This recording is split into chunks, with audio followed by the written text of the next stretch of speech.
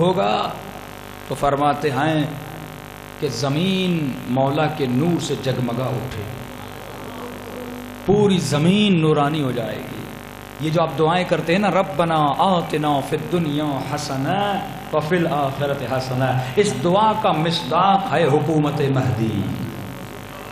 اس زمانے میں انسان اپنی دنیا میں بھی خوش ہوگا، اپنی آخرت میں بھی خوش ہوگا۔ فرماتے جب امام زمانہ آئیں گے تو مولا کے لیے زمین سمٹ جائے گی، زمین جگمگا اٹھے گی۔ اب یہ نکتہ ان کے لیے کہہ رہا ہوں جو کہتے ہیں اہل بیت ہم جیسے ہیں، جنہوں نے صرف ان کا جنبہ بشری دیکھا، جنبہ قدسی نہیں دیکھا۔ پھر آخر میں ایک جملہ فرماتے ہیں لا ظل علیہ، امام کا کوئی سایہ نہیں ہوگا۔ فرماتے ہیں معصوم یا نبی کا سایہ نہیں ہوتا۔ جب سوال کیا گیا کہ مولا کا سایہ کیوں نہیں ہوتا، فرماتے جس طرح آخری محمد کا سایہ نہیں تھا، بالکل اسی طرح سے پہلے محمد کا بھی سایہ نہیں تھا۔ کہ خدا نے سایہ کیوں نہیں رکھا؟ فرمایا کیونکہ جس چیز کا سایہ ہوتا ہے، جب سورج تمہارے اوپر آتا ہے تو سایہ اصل کی نقل کرتا ہے۔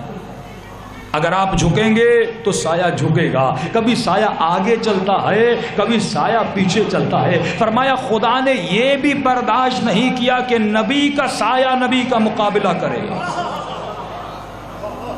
خدا نے یہ بھی برداشت نہیں کیا کہ معصوم کا سایہ معصوم کا مقابلہ کرے۔ اب جو لوگ کہتے ہیں شیعہ معصومین کو، اہل بیت کو اصحاب سے بڑھا دیتے ہیں، یہاں پہ یہی واضح ہو جاتا ہے خدا نے کبھی گوارا نہیں کیا کہ معصوم کا سایہ نبی کا سایہ نبی کا مقابلہ کرے۔ یعنی خدا نے یہ بھی گوارا نہیں کیا کہ کسی صحابی کا پاؤں نبی کے سائے پہ آ جائے۔ صحابی وہ ہوتا ہے جس کا قدم نبی کے سائے پہ نہ آئے، مگر اہل بیت وہ ہوتے ہیں جن کے قدم مہر نبوت پر آئیں۔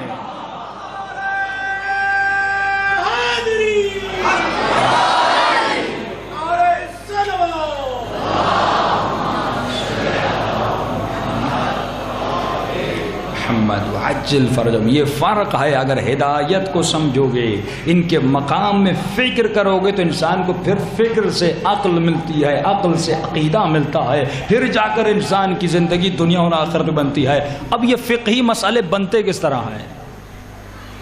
قرآن سے کوئی فتویٰ نکلا، یہ فتویٰ، یہ فقہی مسئلے کریٹ کس طرح ہوتے، بنتے کس طرح ہیں؟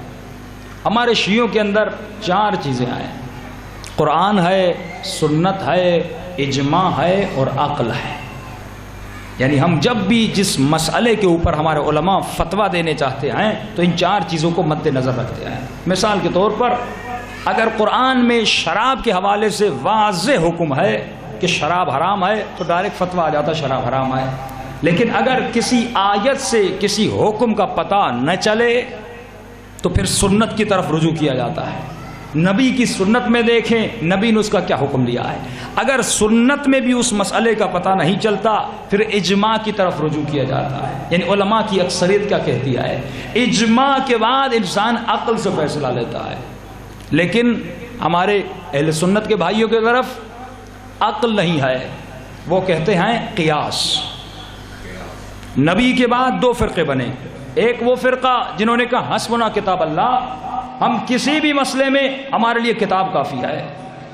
دوسرا فرقہ بنا، انہوں نے کہا نہیں، صرف کتاب کافی نہیں ہے، اس کے تشریح کرنے والے بھی ہونے چاہیے، کیونکہ قرآن کے مختلف رخ ہیں، الفاظ کی معانی ہیں، اصطلاحات کی معانی ہیں، 70 پردے ہیں قرآن کے، اگر آپ ترجمہ کرنے چلیں گے تو مختلف معانی آتی ہیں۔ ہم نے کہا نہیں، دوسرا فرقہ یہ بنا۔